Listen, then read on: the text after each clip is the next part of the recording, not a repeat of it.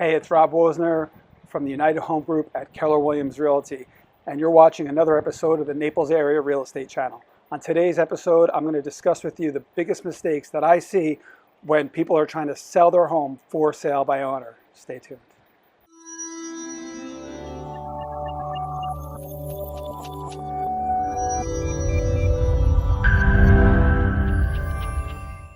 I just want to let you know this is not a video about why you should not sell for sale by owner and use a real estate agent.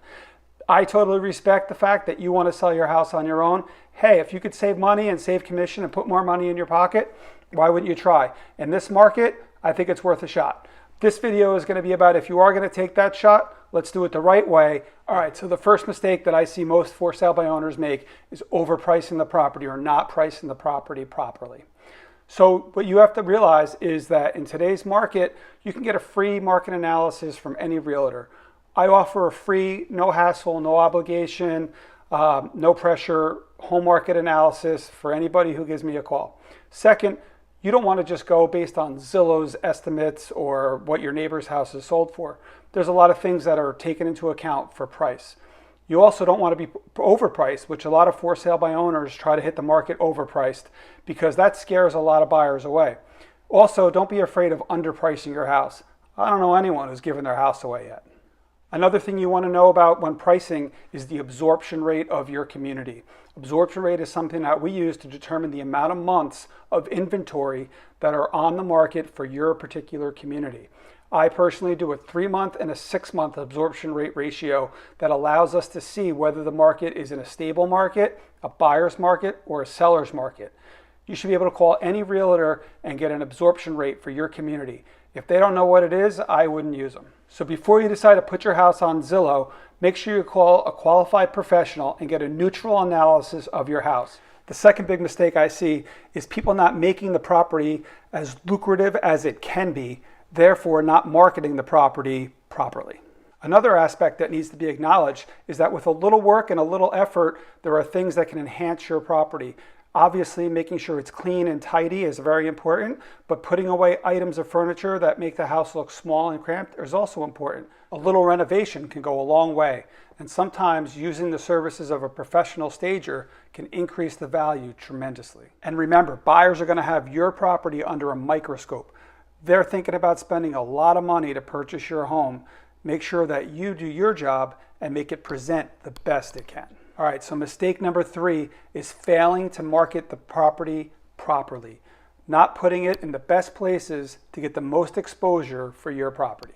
All right, so obviously the best place to market your house is the multiple listing service, which is used exclusively by realtors. You have to be on the list. Your property needs to be on the list to get the most exposure and to get the agents interested in your property. One of the biggest mistakes I see though with the MLS is people try to use a flat fee service. There's 4,000 houses on the multiple listing service. It's not just putting a house in the multiple listing that sells your house. It's the marketing and everything else behind it. All right, so what can you do as a for sale by owner for marketing? Obviously, Zillow is the #1 website that buyers are going to. I have 2 videos to show you how to make your Zillow listing look the best, and another one to increase your Zestimate. Another place to advertise your house is Facebook. There's billions of people on Facebook. Facebook Marketplace is free for you, so go on Marketplace and list your home there. You could also join local groups that are in the area, buy, sell, trade groups, garage sales, online, for sale sites. There's a lot of groups that cover your area that you can market for free inside of Facebook. Another tip is to make sure that you allow local realtors to come preview your property. You see, even though most people search for houses online, between 89 and 94% of buyers are still using a local agent to purchase their home because of legal reasons and other issues. So make sure you're friendly to local realtors and let them preview your property. Also, when working with a local realtor, make sure you have some sort of commission plan figured out that you're willing to pay a local realtor to bring in a qualified buyer who's going to appreciate your home. The only downside to that, without having your property listed, is you're actually paying a local realtor 3% or 2.5% commission to negotiate against you. All right, the fourth mistake that I see is for sale by owners not understanding the appropriate paperwork necessary for a real estate transaction. People think that selling a house is just showing it. Well, anyone can show a house, and I understand that. I understand that you probably know your property better than I ever would, but you don't know the paperwork. And real estate transactions are the #1 litigated non-criminal suits that are out there. A lot of people litigate over real estate. There's a lot of timelines and deadlines and things that are necessary for you to disclose or not disclose. Community HOA fees. There's a lot of documents and disclosures that need to be done during a real estate transaction. All right, so if you do have some sales experience and some real estate experience, it's a good idea to try to sell your house by owner.